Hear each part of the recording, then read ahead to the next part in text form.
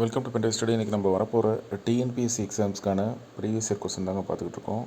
Mental ability questions, சரிங்களா? எல்லாத்தையும் நம்ம டாபிக் வைஸ் பிரிச்சிட்டோம். தெரியும், இப்படி தான் இருக்கும். கடைசியாக குரூப் 2 மெயின்ஸ் நடந்திருக்காங்க டிஎன்பிஎஸ்சி. அந்த குரூப் 2 மெயின்ஸில் ரீசனிங் மட்டும்தான் இருந்துச்சு. அதனால் ஆப்டிடியூட் நீங்கள் அதுக்கு முன்னாடி நடத்தப்பட்ட அந்த lawyer exam, assistant public prosecutor வரைக்கும் இருக்கும், சரிங்களா? இதெல்லாம் அந்த பப்ளிக் ப்ராசிக்யூட்டர் எக்ஸாமில் கேட்கப்பட்டது தான், சரிங்களா? ரிப்பீட்டடாக ப்ரீவியஸ் இயர் கொஸ்டினில் இருந்து தான் வருது. 2019 2026 வரைக்கும் நம்ம கவர் பண்ணியிருக்கோம்.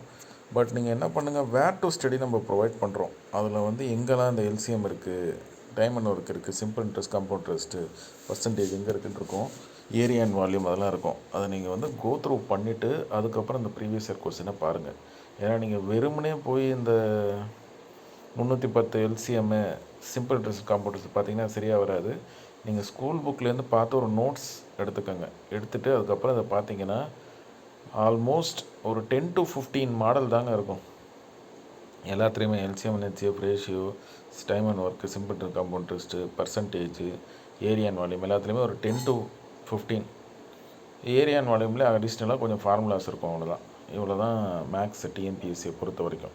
ஏன்னா ரீசனிங்கில் 10 கொஸ்டின் கொண்டு போயிட்டாங்க. இது நம்ம ஆப்டிடியூட் பற்றி பேசிகிட்டு இருக்கோம்.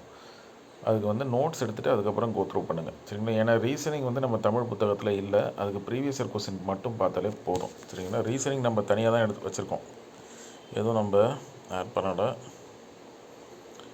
அதே மாதிரி உங்களுக்கு மேக்ஸ் மட்டும் பத்தாது. டிஎன்பிஎஸ்சிக்கு பொதுத்தமிழ் ப்ரீவியஸ் இயர் கொஸ்டின், பொதுத்தமிழும் நம்ம டாபிக் வைஸ் பிடிச்சிட்டோங்க. இண்டிவிஜுவலாக டாபிக் வைஸ் நீங்கள் கொஸ்டின்ஸை பார்க்க முடியும். அதே மாதிரி ரீசனிங்கும் நம்ம பிரித்து தான் வச்சுருக்கோம்.